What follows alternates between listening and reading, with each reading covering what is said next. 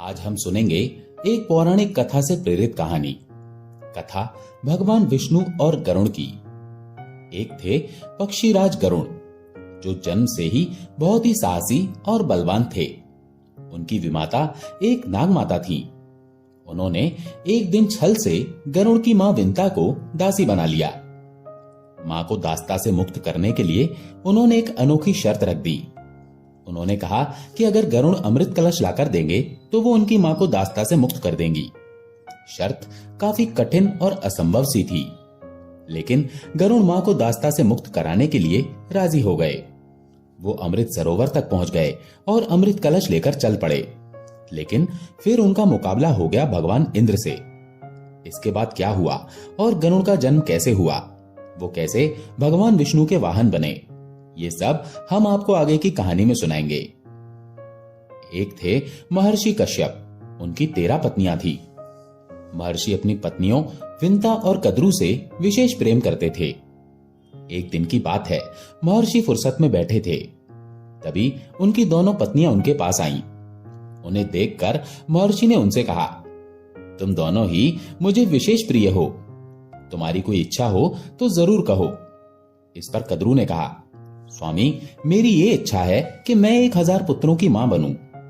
इसके बाद महर्षि ने विंता से पूछा।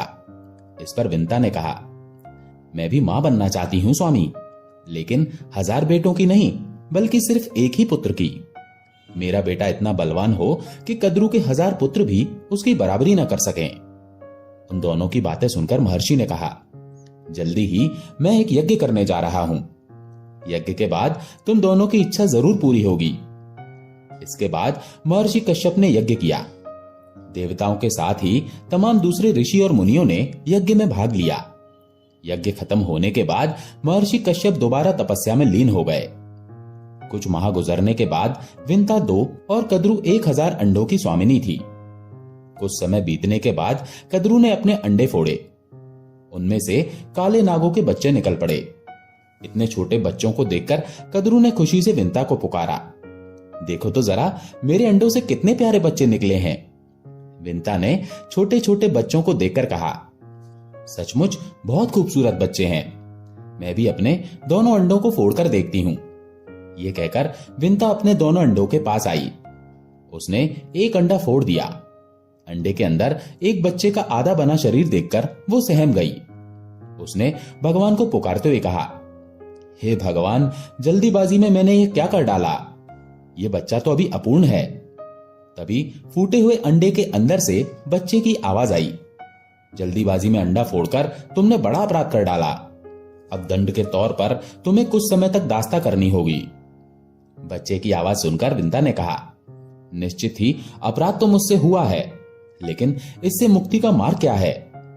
अंडे के अंदर से बच्चे की आवाज आई, अब दूसरा अंडा फोड़ने में जल्दीबाजी कदापि ना करना, वरना पूरा जीवन तुम्हें दास्ता करनी होगी और उससे किसी भी हाल में मुक्त नहीं हो पाओगी। उस अंडे से पैदा होने वाला तुम्हारा पुत्र ही तुम्हें दास्ता से मुक्ति दिलाएगा। इतना कहने के बाद अंडे से पैदा हुआ अपूर्ण बच्चा आकाश में उड़ गया। अब विंता अपने दूसरे बचे हुए अंडे के पकने का इंतजार करने लग गई। अपने समय पर अंडा फूटा और उसमें से एक महान तेजस्वी बच्चा पैदा हुआ। उसका नाम गरुण रखा गया। धीरे धीरे गरुण बड़ा होने लगा और कद्रू के 1000 बच्चों पर भारी पड़ने लगा। इसका नतीजा ये निकला कि धीरे धीरे विंता और कद्रू के रिश्ते खराब हो गए। एक दिन की बात है, शाम के समय विंता और कद्रू नदी किनारे सैर को निकली हुई थी। कद्रू ने नदी किनारे दूर खड़े एक सफेद घोड़े को देखा।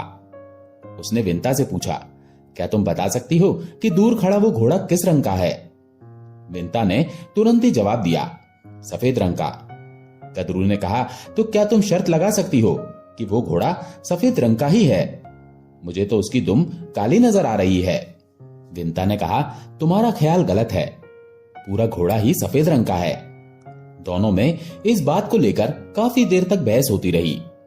कद्रू ने कहा, चलो हम दोनों की इस बात पर शर्त लग गई। कल चलकर घोड़ा देखते हैं कि आखिर वो किस रंग का है। अगर घोड़ा पूरी तरह सफेद हुआ तो तुम जीती, और अगर उसकी दुम काली निकली तो मैं जीती। जो हारेगा वो दूसरे की दासी बनेगी। विंता ने उसकी ये शर्त मान ली। क्योंकि घोड़ा देखने की बात अगले दिन की थी। इसलिए रात में कद्रू ने अपने सभी पुत्रों को बुलाकर कहा, आज रात को तुम सब घोड़े की पूंछ से जाकर लिपट जाना। सुबह जब विंता देखेगी तो उसे घोड़े की दुम काली नजर आएगी। मां के आदेश पर सभी नाग घोड़े की दुम में जाकर लिपट गए। सुबह जब कद्रू ने विंता को घोड़े की दुम काले रंग की दिखाई तो वो हैरान रह गई। उसने कहा, लेकिन कल तो इसकी दुम बिल्कुल ही सफेद थी। कद्रू ने विनम्रता से कहा, तुम कायदे से देख लो, वरना बाद में कहोगी कि ठीक से देखा नहीं। घोड़े की पूंछ कल से ही काली थी, लेकिन तुम देख ही नहीं सकी। अब तुम शर्त हार चुकी हो, इसीलिए अब तुम्हें मेरी दासी बनकर रहना पड़ेगा। चूंकि विंता वचन दे चुकी थी, इसीलिए उसे कद्रू की दासी बनना पड़ा। इसके बाद से विंता उदास रहने लगी। एक दिन गरुण ने अपनी मां से पूछा, मां, आप इतना उदास क्यों रहती हो? मां ने अपने बेटे गरुण को सारी बातें बता दी। पूरी बात सुनने के बाद गरुण ने कहा, ओ मां, क्या कोई उपाय नहीं है जिससे तुम दास्ता से मुक्त हो सको? विंता ने कुछ सोचते हुए कहा, यह तो कद्रू ही तय करेगी। अगर वो किसी बात से खुश हो जाती है तो मुझे अपनी दास्ता से मुक्त कर सकती है। गरुण मां विंता को लेकर कद्रू के पास गया और उनसे कहा, नाग माता, कृपया आप मेरी मां को अपनी दास्ता से मुक्त कर दें। इस पर कद्रू ने कहा, इसके लिए तुम्हें एक काम करना होगा। गरुण ने पूछा, कैसा काम? कद्रू ने जवाब दिया, तुम्हें मेरे बेटों के लिए अमृत लाना होगा। कद्रू की बात सुनकर गरुण सोच में पड़ गया। कुछ देर बाद उसने मां से पूछा, मां, अमृत कहां मिलेगा? मैं उसे लाकर दे दूंगा ताकि आप दास्ता से मुक्त हो जाएं। विंता ने जवाब दिया, ये तो मैं नहीं जानती, इसका उत्तर तुम्हें तुम्हारे पिताजी ही दे सकते हैं। गरुण अपने पिता महर्षि कश्यप के पास पहुंचा। महर्षि कश्यप अपने पुत्र को देखकर बहुत प्रसन्न हुए। गरुण ने उनसे पूछा, पिताजी, मैं अमृत लाकर अपनी मां को दास्ता से मुक्त कराना चाहता हूं, कृपया मुझे बताएं कि अमृत कहां मिलेगा।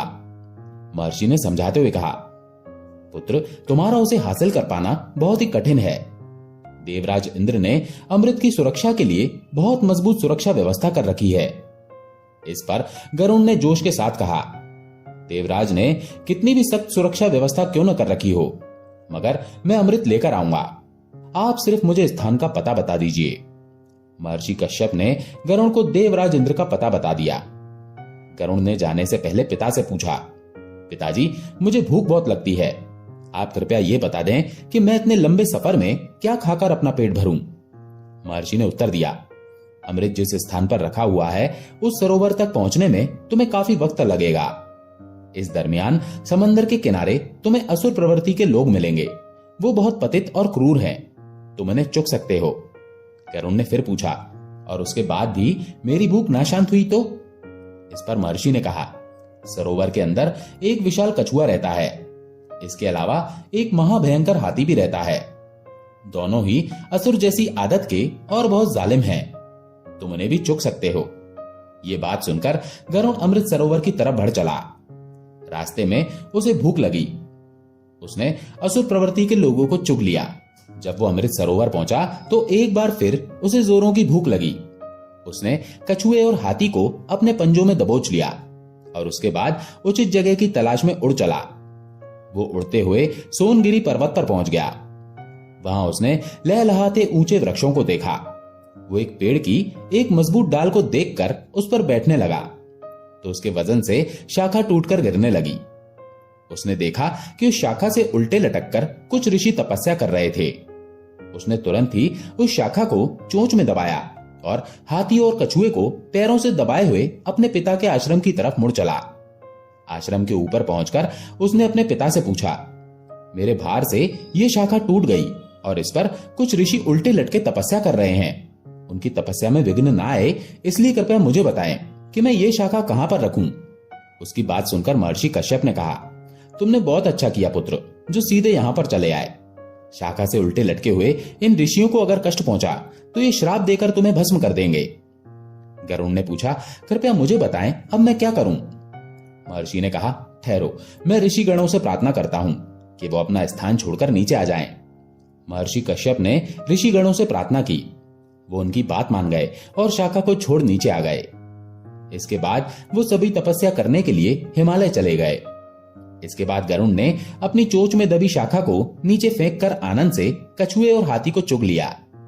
इसके बाद वो अमृत सरोवर की तरफ उड़ चला। वहां उसने अमृत की रक्षा करते हुए महाकाय देवों और अमृत कलश के चारों ओर घूमते हुए चक्र को देखा। ये सब देखकर वो हैरान और परेशान हो गया। उसने सोचा कि अगर वो ऐसे अंदर जाने की कोशिश करेगा तो इस चक्र में फंसकर उसके पंख कट जाएंगे। उसने तय किया कि वो बहुत ही छोटा रूप धारण करके अंदर जाएगा। तब तक एक देव की नजर उस पर पड़ चुकी थी। उसने सोचा ये कोई असुर है जो भेष बदलकर अमृत चुराने के उद्देश्य से यहाँ आया है। हमें इसे खत्म कर देना चाहिए। इसके बाद दोनों देव गरुड़ पर टूट पड़े, लेकिन गरुड़ ने दोनों को ही परास्त कर दिया और वो दोनों देव बेहोश होकर गिर पड़े।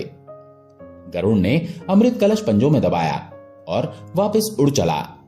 कुछ देर बाद जब दोनों देवों को होश आया तो वो भागते हुए देवराज इंद्र के पास पहुंचे और गरुड़ के अमृत कलश उठा ले जाने के बारे में बताया। पूरी घटना सुनकर इंद्र भी चिंता में पड़ गए। उन्होंने पूछा, ऐसा कैसे हो गया? सरोवर में रहने वाले विशाल कछुए और हाथी ने कैसे उसे जाने दिया? देवों ने एक साथ कहा, ऐसा लगता है कि उस विशाल गरुड़ ने उन्हें भी अपना आहार बना लिया है। ये जानने के बाद देवराज इंद्र देवसेना की एक टुकड़ी लेकर वज्र उठाए गरुड़ की खोज में निकल पड़े। आकाश मार्ग में उड़ते हुए उन्होंने जल्दी ही गरुड़ को देख लिया। उन्होंने तुरंत ही अपना वज्र उसकी तरफ फेंका, लेकिन वज्र का गरुड़ पर कोई असर नहीं हुआ। सिर्फ उसका एक पंख टूटकर नीचे आ गिरा। इसके बाद देवसेना गरुड़ पर टूट पड़ी, लेकिन सभी को गरुड़ ने परास्त कर दिया। यह नजारा देखकर इंद्र सोच में पड़ गए। वो समझ गए कि यह बहुत पराक्रमी है। इस पर तो मेरे वज्र का भी असर नहीं हुआ, जबकि वज्र के एक प्रहार से पहाड़ तक टूटकर बिखर जाते हैं। उन्होंने कुछ देर विचार किया और फिर फैसला किया कि ऐसे पराक्रमी को शत्रुता की जगह मित्रता से ही काबू में किया जा सकता है। इसके बाद देवराज इंद्र ने गरुड़ से कहा, पक्षीराज, मैं तुम्हारी वीरता से बहुत प्रभावित हूं। इस अमृत कलश को मुझे सौंप दो। इसके बदले तुम जो भी वरदान मांगना चाहो मांग लो। इस पर गरुड़ ने कहा, यह अमृत कलश मैं अपने लिए नहीं बल्कि अपनी मां को दास्ता से मुक्त कराने के लिए नाग माता को देने के लिए जा रहा हूं। इसीलिए यह कलश मैं तुम्हें नहीं दे सकता। इस पर भगवान इंद्र ने कहा, अच्छा ठीक है, तुम ये कलश नाग माता को दे दो, लेकिन इसे तुम उन्हें इस्तेमाल नहीं करने देना। मैं सही मौका देखकर कलश वापस से हासिल कर लूंगा। इस पर गरुड़ ने कहा, अगर मैंने आपकी बात मान ली तो बदले में मुझे क्या मिलेगा? इंद्र ने मुस्कुराते हुए कहा, बदले में तुम्हारा मनपसंद भोजन मिलेगा, जब मैं तुम्हें इन्हीं नागों को चुगने की इजाजत दे दूंगा। गरुड़ ने कहा, नागों को चुगना मुझे पसंद है। आपकी अनुमति मिलने के बाद मैं उन्हें अपना आहार बना सकता हूं। इसके बाद गरुड़ अमृत कलश लेकर नाग माता कद्रू के पास जा पहुंचा। उसने कहा, नाग माता, मैंने अपना वचन पूरा किया है। अब आप अपना वादा निभाते हुए मेरी मां को दास्ता से मुक्त कर दो। नाग माता कद्रू ने तुरंत विंता को वचन से मुक्त कर दिया। अगली सुबह वो नागों को अमृत पिलाने का फैसला करने के बाद वहां से चली गई। उधर रात को उचित मौका देखकर भगवान इंद्र ने अमृत कलश उठा लिया। इसके बाद उन्होंने उसे यथा स्थान पहुंचा दिया। दूसरे दिन सुबह नाग अमृत पीने के लिए वहां पहुंचे, लेकिन वहां से अमृत कलश गायब था। इससे वो काफी दुखी हुए। जिस कुशा पर अमृत कलश रखा था वो उसे ही चाटने लगे, जिससे उनकी जुबान दो हिस्सों में बट गई। गरुड़ की इस मातृ भक्ति की प्रशंसा चारों ओर होने लगी। उसकी मातृ भक्ति देखकर भगवान विष्णु उसके सामने प्रकट हुए। उन्होंने कहा, पक्षीराज, मैं तुम्हारी मातृ भक्ति देखकर बहुत खुश हूं। मैं चाहता हूं अब से तुम मेरे वाहन के रूप में मेरे साथ रहो। उनकी बात सुनकर गरुड़ ने कहा, मैं बहुत भाग्यशाली हूं प्रभु कि आपने मुझे वाहन बनाने के बारे में सोचा। आज से मैं हर क्षण आपकी सेवा में रहूंगा। अब मैं आपको छोड़कर कहीं नहीं जाऊंगा। इस तरह पक्षीराज गरुड़ भगवान विष्णु के वाहन बन गए। इससे देवता भी उनसे भय मुक्त हो गए। दोस्तों, आशा है ये कहानी आपको पसंद आई होगी। अगर पसंद आई हो तो वीडियो को लाइक करके चैनल को सब्सक्राइब जरूर कर लें। धन्यवाद।